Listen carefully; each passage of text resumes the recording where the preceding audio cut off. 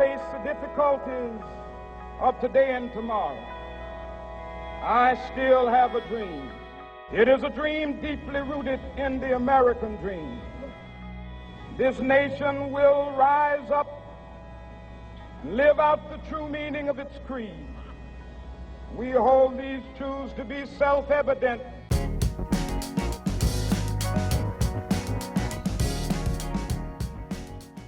Hello and welcome to Episode 8 of the Policy Dialogue Series with alumni, staff, faculty, and students from the University of Maryland School of Public Policy.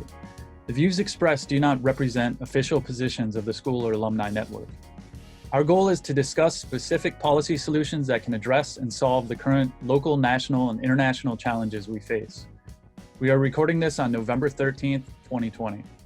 My name is Evan Papp, and I graduated with the class of 2011 with a focus on international security and economic policy. And I'm the executive producer of Empathy Media Lab, which distributes content on labor, political economy, arts, and culture. And today, I'm very excited to speak with Professor Robert Sprinkle. Professor Sprinkle works at the intersection of politics and the life sciences. He studied history at Dartmouth College and medicine at the University of Cincinnati, and trained clinically at the University of Virginia and the University of Texas Southwestern Medical Center, Dallas.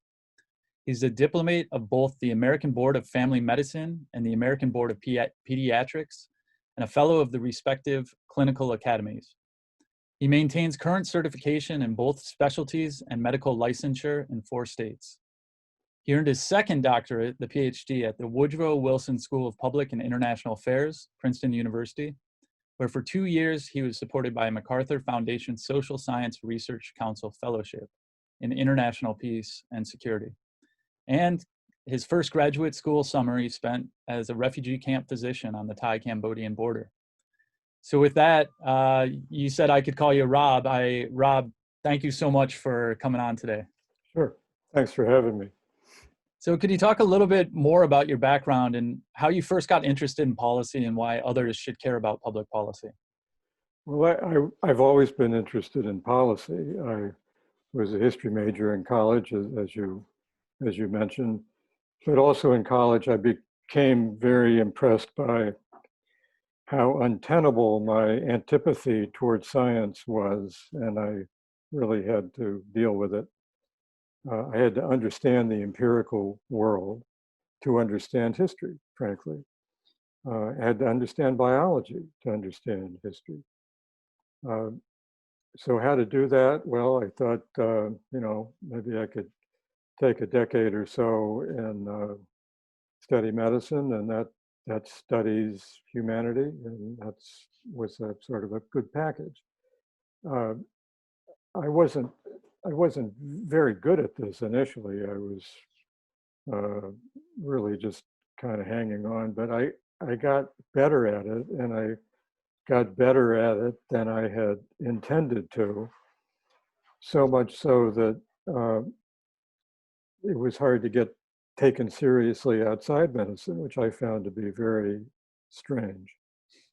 So eventually I decided to return, at least in part, to balance myself out more accurately by doing it the hard way. So I ended up had an offer of a fellowship to do a doctorate at Princeton at what until very recently was the Woodrow Wilson School, but now has cleaned itself up and is simply the Princeton School of Public and International Affairs. And I concentrated there in international affairs, just, similar to your own concentration, actually, because that's where the big ideas were, the big books. That's where history really mattered. Many other policy fields, they don't think it does. So what I do now is a bunch of different things all over my various interests. And what I have in recent years been studying more than other things is what you might call policy history. It's very instructive. How did we get in our current predicament? Why haven't we solved this problem before? What's really going on here? Do we actually understand where we came from? Do we understand how we got in our current situation? It's a bit like paleoclimatology, except it's not all so ancient, but the concept is the same. I really appreciate that emphasis on history. I've seen a lot of economists who have no understanding of where their ideas came from, and their history sometimes ends in the 1980s of everything kind of focusing on the statistical modeling and removing the whole idea of production from economics and physical production. Yeah, don't get me started. I mean, that's right. You're so right. And history as well with public policy and the international aspects of everything that we develop in our nation state has been forged through this international historical development, whether it's through the transatlantic, Asia, and oftentimes we hear people talking about looking back on how policies were made, and they're not in the context of the times because of that lack of history. So yeah, I really appreciate that. Yeah. Also, if you consider a current problem, say the recent 44-day war between Armenia and Azerbaijan, you have to understand why these very similar people hate each other. What went wrong? Where did this happen? How did this happen? Can it be unwound? Can it be understood differently? After a while, everybody gets so confused about how things really happened that they stop thinking about it. They just bear the enmities that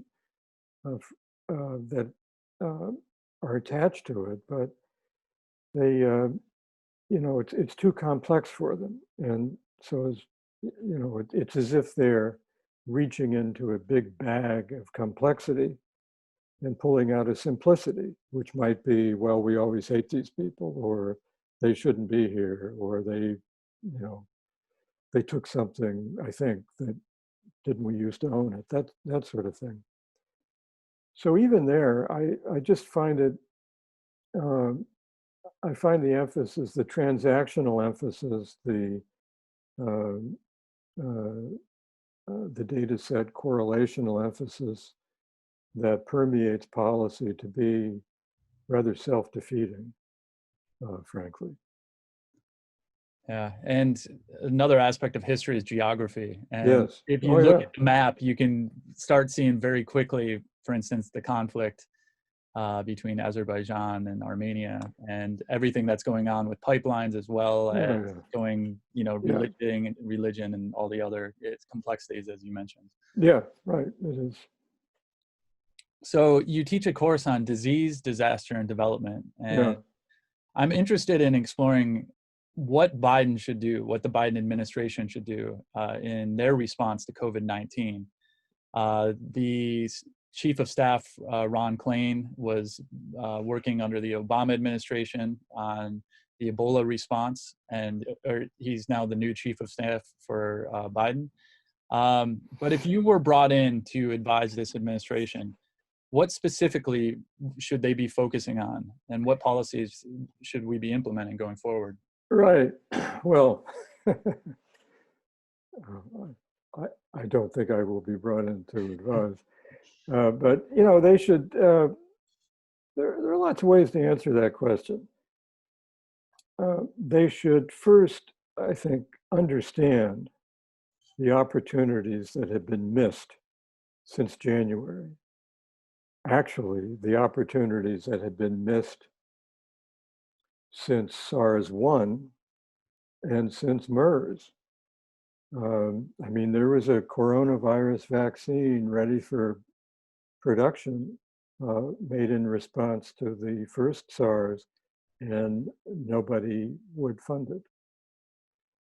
So they should not that it would have matched the spike protein on SARS-CoV-2, but still it would have been a start. So quickly, just to pause there, SARS-1 was in 2002 was that around there? And then MERS was about 2007, 2009, around right. there? Yeah. And so around there, what's the background on the vaccine research? Well, was it a international consortium or US or? It presumably was much bigger and more detailed than I know, but the one part I know about is an effort to produce a vaccine against SARS-1, which at the time was just SARS. There was no two. And this was headed up by Peter Hotez, who's now Dean of the National School of Tropical Disease at Baylor. He's big cheese. I mean, he's not, he's very well known. And he couldn't, SARS-1 had ended, only 800 people had died. It was old news and nobody was interested. Not that it would have turned out to be what we needed.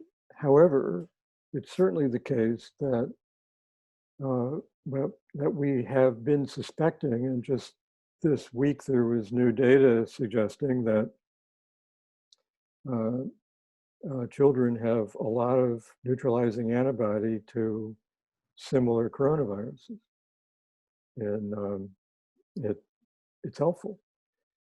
So there's a big overlap there. Anyway, the new people should understand opportunities missed since January and should resolve to miss no remaining opportunity. And I mean no remaining opportunity. They have to interrupt viral transmission, and they cannot wait to immunize 7 billion people twice. There's only one vaccine in the works that might be a one-shot vaccine. All the rest are at least two. They can't wait for that. And the good news is that interrupting viral transmission isn't that hard. But the reason, I mean, when I say they must not miss another opportunity, it's also to say that there's not a minute to lose, not a minute to lose.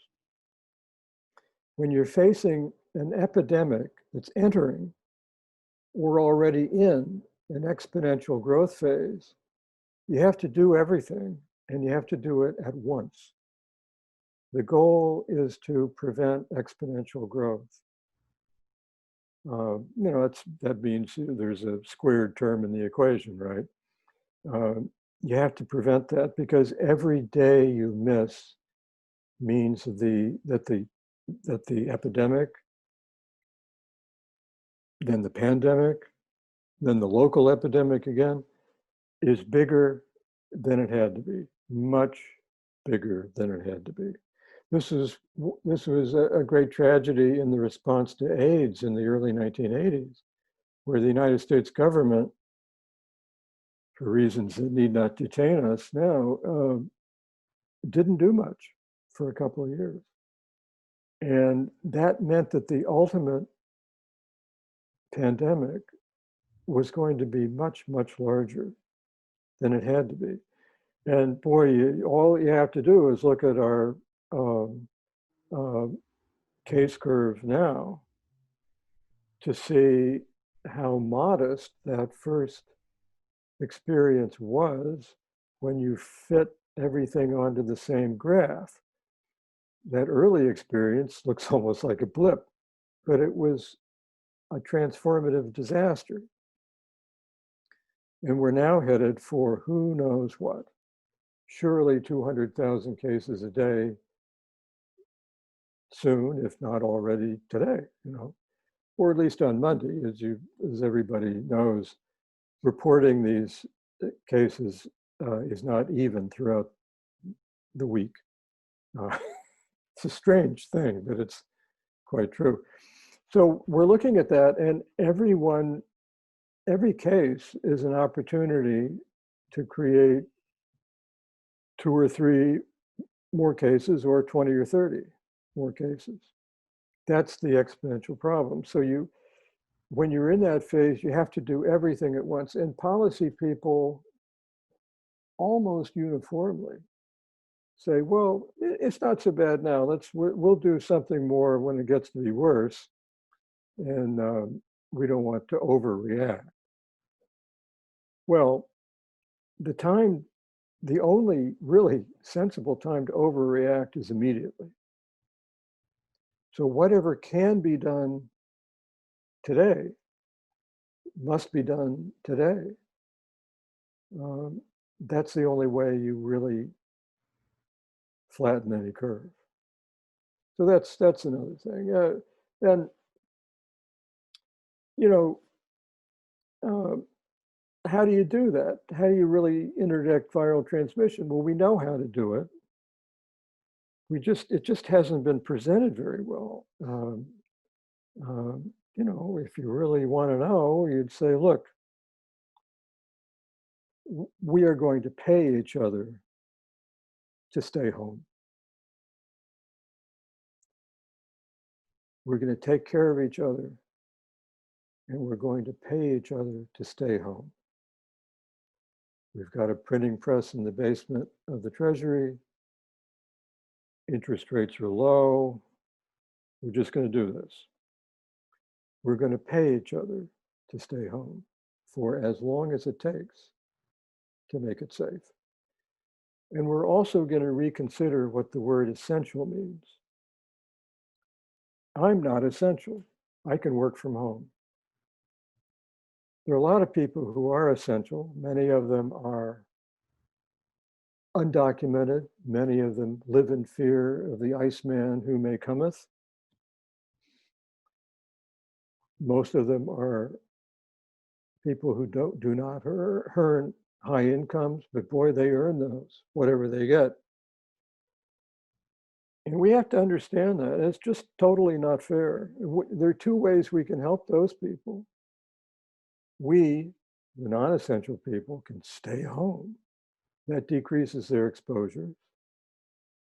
And we can also make sure they're compensated more fairly, and that the increase in their compensation persists long after the pandemic is over.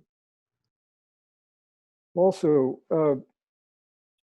we have all these personal responsibility risk takers, these mask refuser people. Those people, there's nothing basically wrong with them, really. They may imagine themselves to be libertarian or something, but there's nothing necessarily wrong with them. But they must be helped to know that their true personal responsibility is to avoid becoming vectors. In other words, to avoid becoming infected. So whatever risk they are willing to take, whatever risk they are eager to laugh away, it doesn't matter. Their real personal responsibility is not to become infected, regardless of whether they become symptomatic or get sick at all, or get admitted to the hospital, and then up in the ICU, or on an extra ECMO machine, extracorporeal membrane oxygenator. That's not the point. Their real personal responsibility is to avoid becoming infected. They are most infectious to others when they are asymptomatic or pre-symptomatic. So this whole business of personal responsibility and personal risk-taking has been comprehensively misunderstood, disastrously misinterpreted, and disgracefully politicized. All right.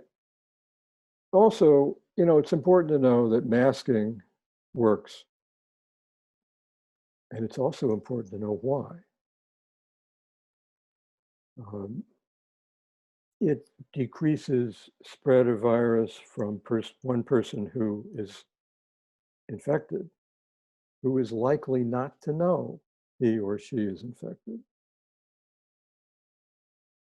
And that's important. But it also decreases the infective dose that a mask wearer receives. And very often it decreases that inoculum, that infective dose, low enough so that the innate immune system can deal with it without ever calling upon the adaptive immune system, the part that produces antibodies. However, interestingly, and this has been suspected from very good animal studies done by a researcher in San Francisco, and is also very much borne out epidemiologically. I'll just tell the story, the epidemiological story. And this was reported a couple months ago in Japan, which had early cases, early cruise ship, close to China, high risk, big problem. It's a mask-wearing culture. It's also a personal space respecting culture, but it's also 122 million conscientious people stuck on an accident of plate tectonics in the Northwest Pacific. Population dense, if you go to Tokyo. Very dense. Yeah. And the subway, enormously, and you need to use the subway in Tokyo and most cities. Their death rate per capita, their death rate is 1/50th of ours. We have 50 times as many dead people per capita as they do. A recent study found a surprisingly high degree of prevalence of neutralizing antibody in Japan, as high as 48%, which is actually in the herd immunity range. But these were people who had never been sick, maybe not even symptomatic. And the concept is that if you wear a mask, not only are you less likely to infect somebody else, but the inevitable virus that will come around the back end of the mask or come in the top or in the bottom, whatever, won't have a lot of company. It'll be a pretty small inoculum, a pretty small infectious dose, and in fact, maybe an infectious dose, but not enough of an infectious dose to cause serious illness, or not enough to cause any illness. And it's pretty hard to discount that that interpretation. And in animal studies, it's pretty much demonstrated to be the case, which means that this whole concept of the mask, which was disrespected initially on various grounds, cultural, aesthetic, political, just nuts, is a big deal. And you look at the other countries that have done very well with this, like Vietnam, Taiwan. Yeah. Right. And the Czech Republic, or Czechia is now they style themselves, in the summer. But they did so well, they thought they were home free.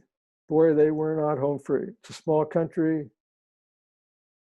They're close to everybody else, and they are in terrible trouble now.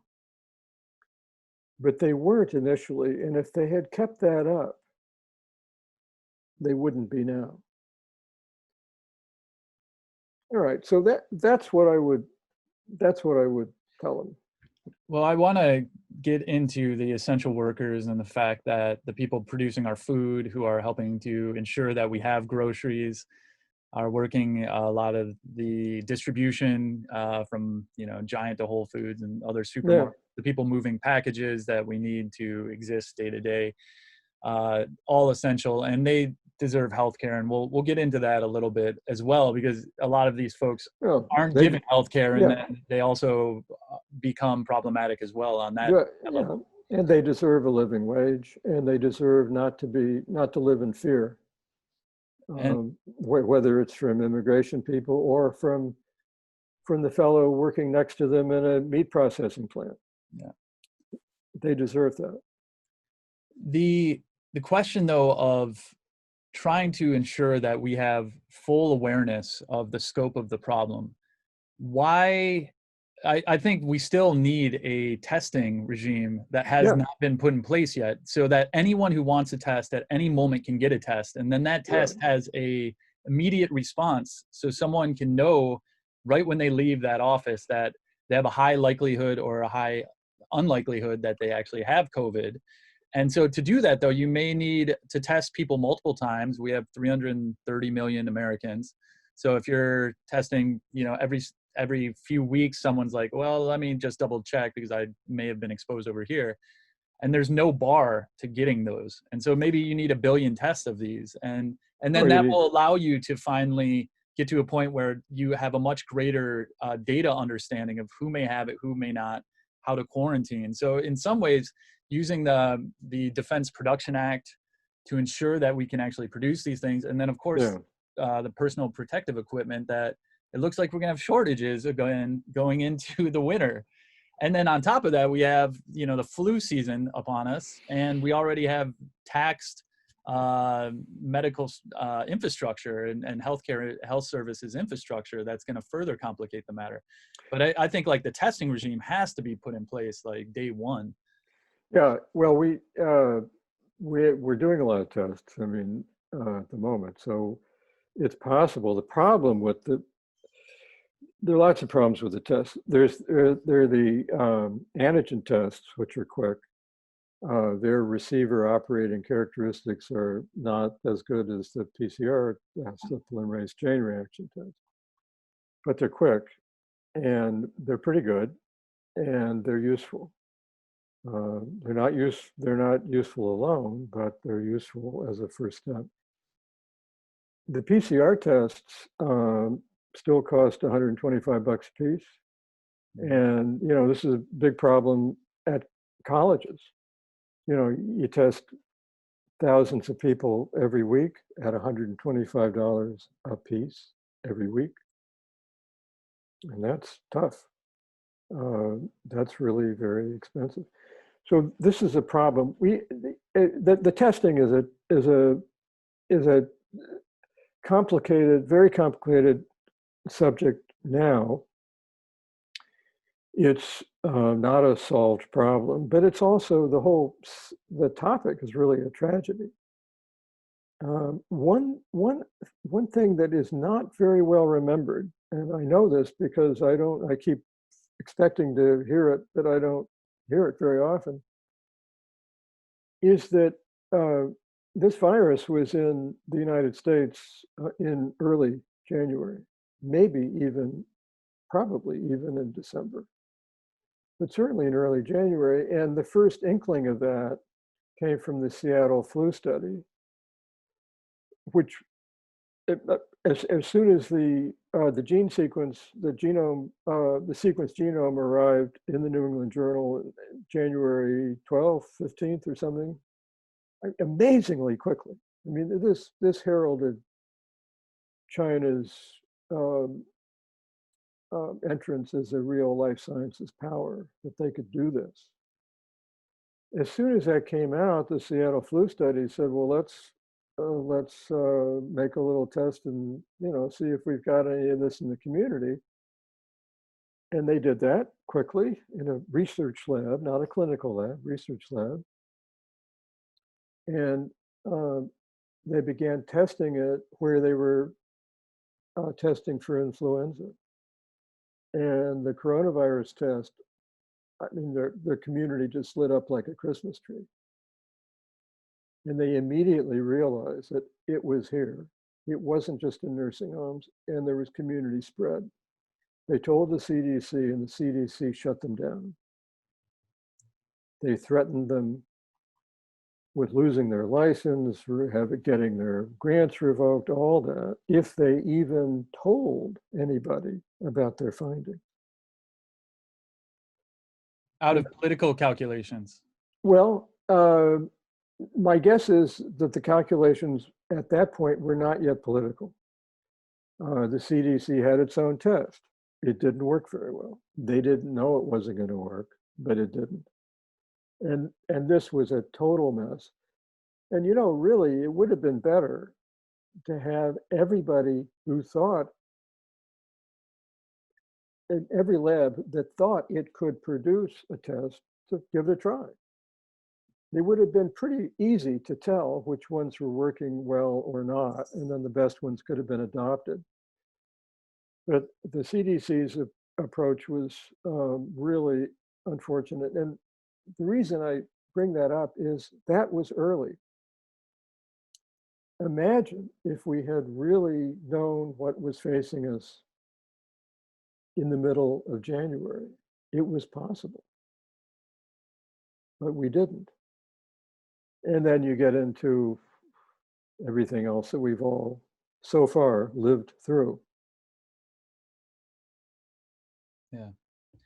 So obviously this pandemic has exposed structural flaws in our system, and to take a step back at the 30,000 foot level on the history of policy, I learned about this Hill-Burton Act of 1946 in the last decade or so. And it made a lot of sense once I started looking into it, where essentially the Hill-Burton Act stated that every county should have a hospital with X number of beds per thousand population, X number of nurses, X number of doctors, X number of medical X-ray equipment, and those type of things. And then the counties that couldn't afford them through its own tax revenue would get federal subsidies. And I know it wasn't ever fully implemented as it was intended, and we've gone away from that.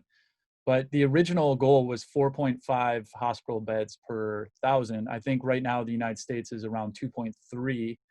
And I believe places like Russia are 7, Germany, we're down there at 2.3 with I think the UK, and it's pretty low. And why I bring this up is to provide the framework of what an actual functioning healthcare system may look like in this United States as we're building and places that we can invest in with this new administration. And my brother's a doctor. One of his friends is a doctor, and we were going back and forth on Facebook, and he didn't think that we had any problem with the number of beds. Anyone who needs a bed can get a bed. We don't have a doctor nurse shortage.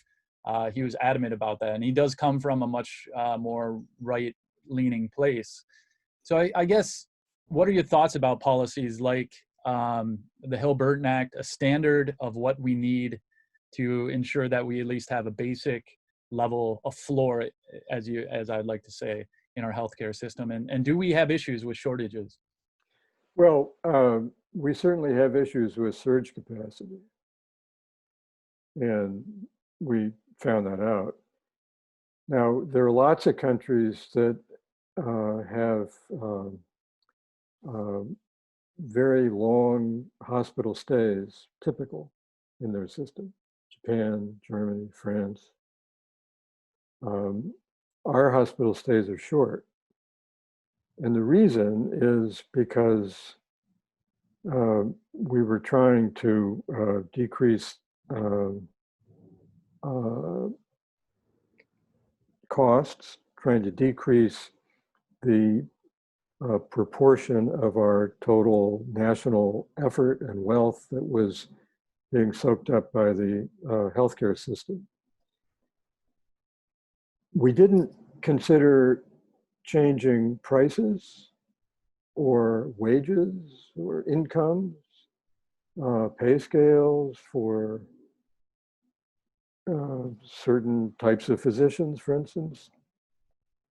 We didn't consider changing the prices of drugs. We didn't consider any of that seriously. So we decided to squeeze what seemed squeezable, and we ended up shutting down beds, shutting down wards, minimizing stays. You'll recall just from this campaign season that Amy Klobuchar got her start in politics when she was being kicked out of the hospital after a C-section, I think, almost immediately after delivering her daughter. And it really, really bothered her. The 4.5 beds per 1,000, well, that's when women and their babies stayed in the hospital for a week after vaginal delivery, 2 weeks maybe after a C-section. People came in the hospital the night before rather than the morning of. There are a lot of people who could be admitted to the hospital for reasons that would not be accepted now. How much does it cost to have unfilled beds? Well, not necessarily a lot if you're not staffing them. And this is not the first time we've dealt with this issue. During the First World War, there was, the United States was involved just from April 17 to November of 18, but our troops were in combat for only 4 months. Only 4 months. They walked into a meat grinder, though. And they came back to a country with a lot of medical needs and without very much capacity to help them. Science made big strides during the war. Surgery did. X-rays were becoming available. They'd been discovered in 1895. Then there was the 1819 flu, H1N1, the misnamed Spanish flu. And the hospitals were flooded, just overwhelmed. So these were good arguments for expanding. And then the 1920s was a period of economic growth. It's easy to get a loan. A lot of hospitals did expand. They overexpanded. The problem with overexpanding for them was that their ability to service their debt was dependent upon generating revenue from the beds they had built. So they had to fill the beds, and that's where the Blue Cross concept came from in 1929, which was a ridiculously cheap prepayment scheme, 50 cents a month initially, 50 cents a month. That was too low, so it was raised from $6 a year to $8 a year. $8. And what kind of health insurance access would that give you? Then? Yeah. Well, now nothing. No. Then it was 21 days in the hospital. Basically carte blanche. So that was a way to fill their beds so they could meet their debt service. Then there was the Depression, when nothing really was being built except for WPA sorts of things. Then the Second World War, which was not a consumer economy, obviously. And then 1946, immediately after VJ Day, a couple months after VJ Day, when Hilberton was produced. And this was a capitalization scheme to put capital out into the hinterlands, where nothing really had been built, since 1929 or early 30s. That was a good idea. It's not the kind of idea that anybody would entertain today, but it built a lot of hospitals. But hospitals then were community assets. They were all not-for-profit. They were community assets. They were the foci of community charity, pride, very different.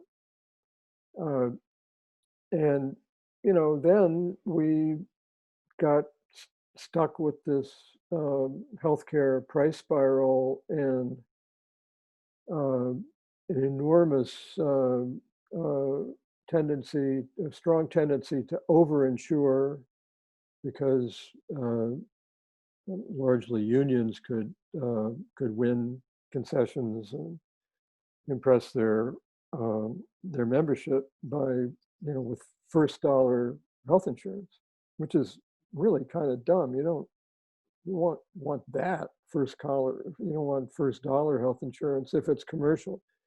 If you're in a universal health insurance system, then all the dollars are the same. At any rate, so they also overbuilt. And then when we started to try to control costs, but were reluctant or persuaded out of trying to control costs where we really needed to, we started pressing to, through both publicly and privately, started to press to decrease utilization. That was the key, supposedly, was to decrease the amount of utilization. So make people think twice about going to the hospital. Raise copayments so little old ladies think twice even about going to the doctor when they have Medicare, because they still have to pay the copayment. Raise a deductible, make these people think twice. Well, other countries that have better public health outcomes, longer life expectancy, lower costs, and very sophisticated systems don't have a need to do that. They don't do that. Now, as for whether there are too many or too few physicians, there are debates about this, and it's the usual people saying the usual things about each other. It's not even a very gentlemanly or genteel debate, I should say.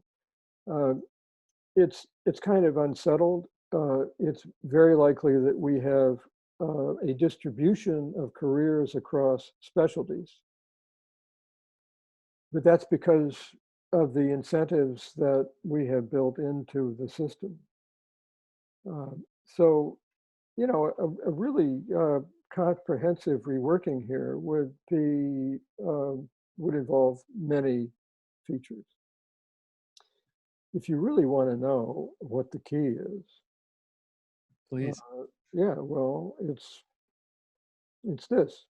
Income, this will sound strange, but I can explain. Income inequality must be made irrelevant in healthcare. And there are lots of ways to do that. And we haven't done that at all. If you do that, then that will suppress competition for the business of the better benefited, because everybody has the same benefits. That competition is a very expensive competition to win. And it also produces a lot of excess testing, excess imaging, excess all sorts of stuff. So it's very expensive, not only for the physicians and the hospitals involved, but for the patients and for the country. But if income inequality, I'd say income inequality must be made irrelevant in healthcare. The way it is in Canada when people go into a hospital or into a doctor's office. However, a little known interesting fact is that Canadian drug benefits, pharmaceutical benefits, are not, they don't come from the provinces. They come from employers. And they don't need to come from employers. And actually, the amount of money in their entire system that goes through any government, provincial or federal or territorial, is about 70%. The amount of money that goes through any government here is 61%, very similar. And they have a non-universal discriminatory insurance system for outpatient drugs. So do we, but they do too. So it's not perfect, but in many systems that are really quite good, Sweden, Switzerland, that have their own problems, but they don't have our problems. Every patient presents the same financial resources. Imagine overnight, if that were the case, where would you put your new clinic, your new hospital? You put it on the south side of town because they need it and they can pay just like anybody else. Your public hospitals would break even, not just break down. It would be a big, big change. It's doable. There are lots of ways to do it. We have never had the nerve to do that. From just like a intuitive understanding of a for-profit industry, it seems like the incentives, though, are just all wrong when you have a for-profit motive in healthcare, in the sense that the more people are sick, the more money you make, and the less you have to treat, the more money you make in a lot of ways. And meaning, like, the more you can deny care to certain people, the more you can only cover the healthy.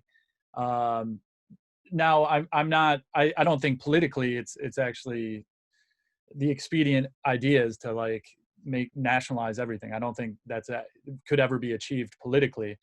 But it seems like at least offering an alternative system where you at least have a floor and you open up a Medicare for all system. And so that inequality, the income inequality, is at least neutralized a little bit. And we have it somewhat with the Medicaid, but then you have some governors ideologically aren't taking the Medicaid, and even Medicaid's way too underfunded. And that's not even touching like drug price negotiations. Yeah, right. Now, just to touch on the profit motive, this is a question really in moral economy, which is, I dabble a bit in this, and you have lots of incentives. You do have a profit incentive. You have a business incentive. You also have a professional incentive. The most important incentive is the professional one, that becomes the conscience of a high percentage of the physicians and nurses and respiratory techs and other people who labor in this industry. These are the people who don't go home at change of shift if their patient is crashing. Right.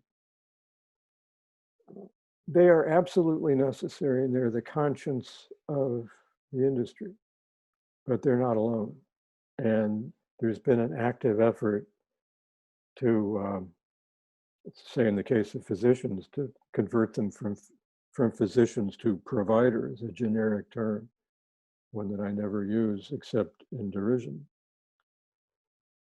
Now, as for all those other incentives that are going to be there, because it's a big business, there are lots of, people make bedpans, they want to sell them, right? Okay, so what do? The one kind of competition you cannot safely have is financial competition. And that is just cut out, really, in a well-run, national system. It's not really. Could you explain financial competition? Well, say in the managed care era, where you had people you had HMOs, even though they didn't necessarily maintain health, but managed care organizations that would entice people to join up, then lock them in a network, then be tempted to refuse to cover anything that they could maybe describe as experimental. And that phenomenon I call delivery reluctance, right? There's also induced demand. There's also demand reluctance. Patients exhibit demand reluctance. They don't want to go to the doctor. They don't want to have their gallbladder taken out. And even if they have it taken out once, they don't want to have it taken out twice. They would prefer to go fishing, frankly. Economists don't get that. They think that if the price of healthcare is zero, then the demand will be infinite. They seem to believe this. I don't know what planet they learned that on. At any rate, during the managed care era, you had a lot of this,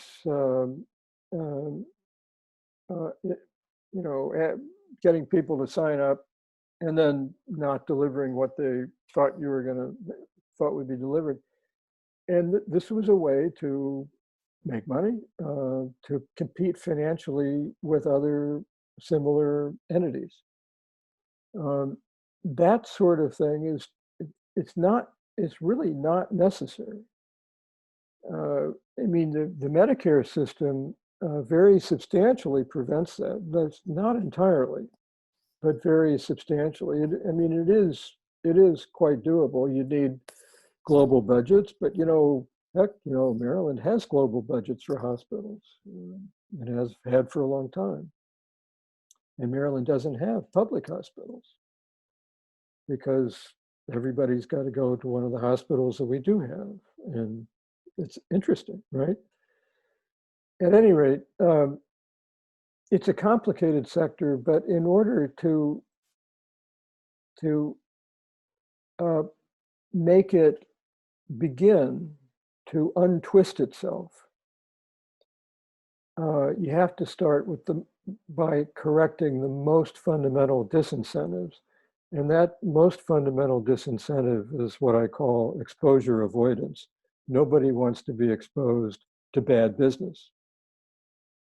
They're interested in competing for good business, but they want to avoid bad business. And it's easy to do because you know what parts of town are going to have a lot of bad business. You know what the uninsured people probably look like. They don't look like they shop at Brooks Brothers, right? You can tell even if you don't ask. And there are neighborhoods where you much prefer to be for that reason. And that's going to remain the case as long as poor people are likely to be poorly insured or uninsured. And until that comprehensively ends, so that there's no such thing as bad business, we're not going to start untwisting the private system. Again, there's more than one way to do it, but we have chosen no way to do it. And just to kind of refine my critique, I think I do not want to critique the service providers, specifically the laborers, the nurses, the doctors, the technicians, and even you need the hospital infrastructure. It's just that whole insurance aspect that is between the patient and the service provider. It seems like it's taking a bigger and bigger private tax away from funds that should be going to the doctors and things like that. Yeah. However, I would say that if you look at wage rate, for instance, in our country, our proceduralists are very highly paid. Our primary care people are paid more highly than the proceduralists in other competing advanced industrial countries with universal systems. So you shouldn't, doctors used to drive Buicks, now they drive BMWs. And a lot of them want to lengthen their BMW from a 3 Series to a 5 to a 7, right? So they need some attention too. I want to be cognizant of your time. Do you have a couple more minutes? Just yeah, I have plenty of time. Okay, no problem. Great. Yeah, I'm here under house arrest. So. Well, I really appreciate your time. And my father only drove Buicks, by the way. There you go. A funny story in itself. So, taking another kind of as we start to wrap this up, looking at the public policy of government in public investment in biomedical research and biomedical sciences. And my critique, or at least one of the critiques that I've listened to and sounds reasonable, is that we're spending, as a nation, a lot of public funding is going into biomedical research at the universities, through the CDC, and it's often in partnership with the private sector, who also has tremendous capacity in science driver technology to help us doing this research and to discover new pharmaceuticals and new medical tools and instruments. And my question is, with this publicly funded research, it oftentimes gets patented and controlled by the private entities that helped partner with the government to develop it, but then they end up owning it and then kind of selling our public research back to us at a profit. And so I guess just taking a step back, where should the US government invest in biomedical in the coming decade? And also, what's kind of the question of how do we negotiate better with the private sector? Or do you think there is even an issue at all? Well, there's an issue. This is what I call the scientific subsidy. And this, there are a lot of well-intentioned efforts to optimize things, and they haven't worked out very well. The Bayh-Dole law, for instance, was a scheme to basically give away federally held patents to corporations that would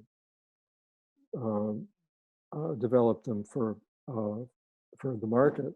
What was the name of that? Birch Bayh and Bob Dole were the co-sponsors, and it's Bayh is B-A-Y-H. At any rate, there are provisions that allow the government to march in and retake something that's not being used. No one has ever marched in anywhere. That option, which is right there in the law, has never been used. There's no pricing control, and there's so many ways for private entities to get commercial control over unused ideas. That's not necessarily a bad thing, but the consequences are often kind of ugly, frankly. Now, as for your question, where should we invest in biomedically? That depends on what kind of country we want to be. We have a lot of money because we borrowed it from Europe and China and other places.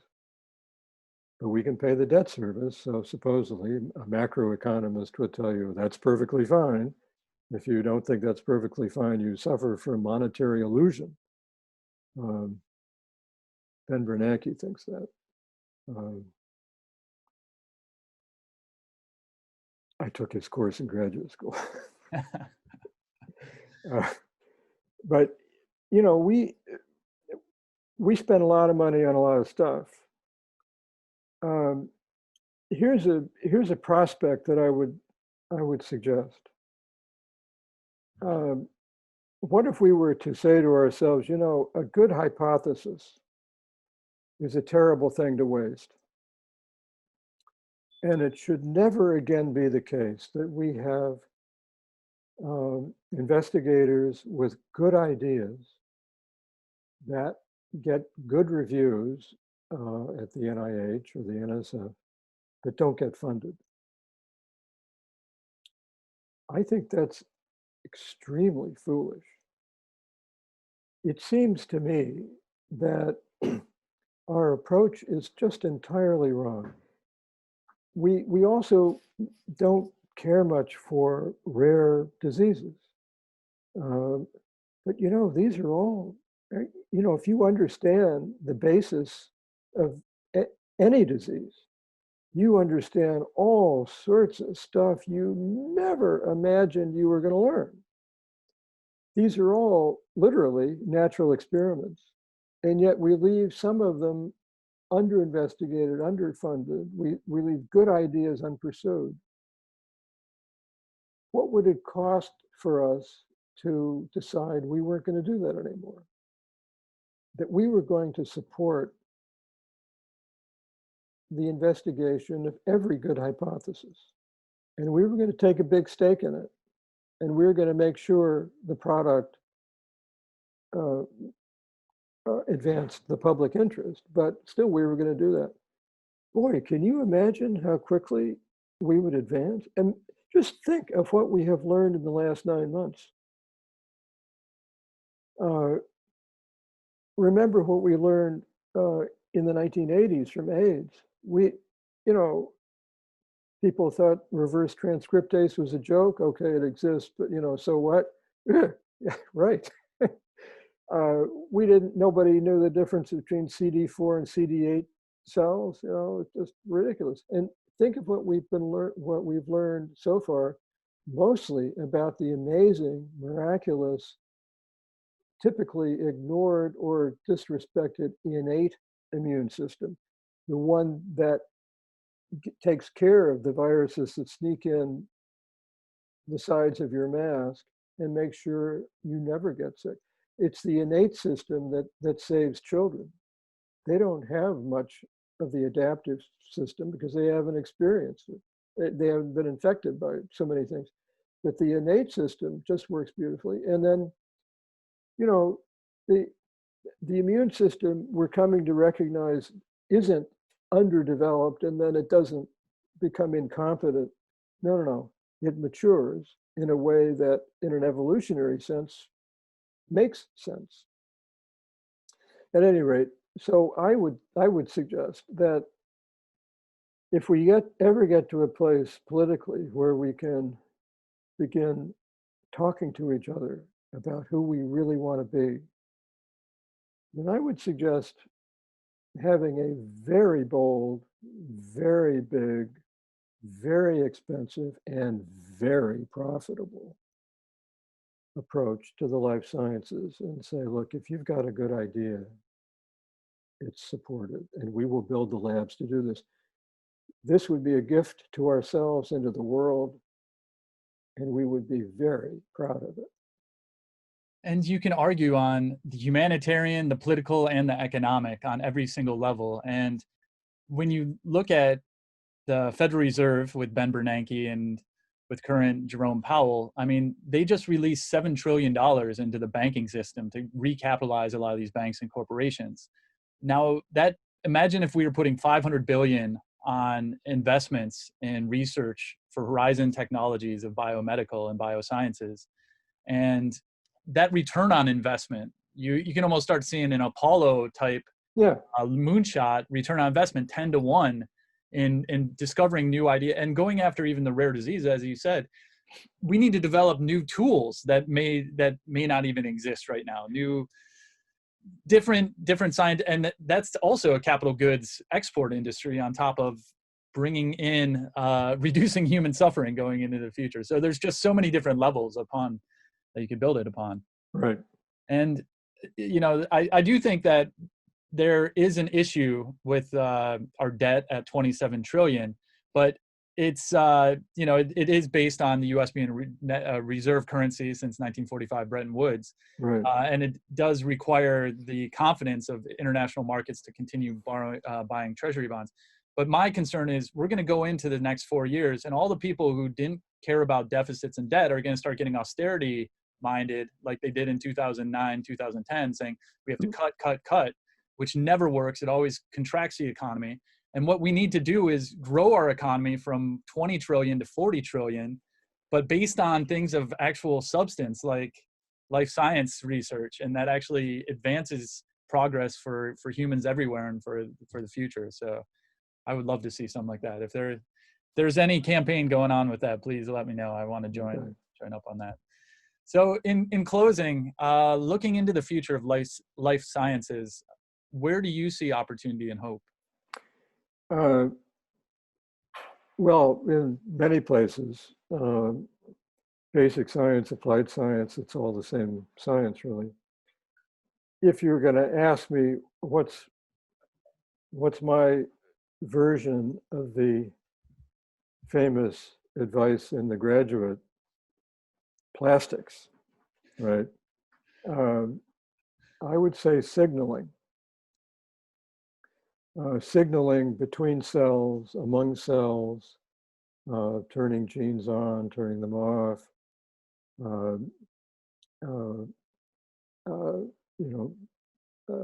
telling a cancerous cell, why don't you just grow up and mature? Why don't you just behave yourself? And being able to persuade the immune system when it gets really angry to take a time out. This is all signaling. And I mean, there are diseases like multiple myeloma that's basically a malignancy caused by abnormal signaling among cells. Well, this is probably the case almost everywhere. So we know a lot about this. It's very complicated. It produces very confusing wall charts because nature doesn't care if we're confused. It doesn't care at all. So it's as complex as it is. That's not to say it's complex as it needs to be. It doesn't think it needs to be anything. It just is. It's what's developed. So it's very complex, and we do have a tendency to put pieces of it in little boxes and separate them.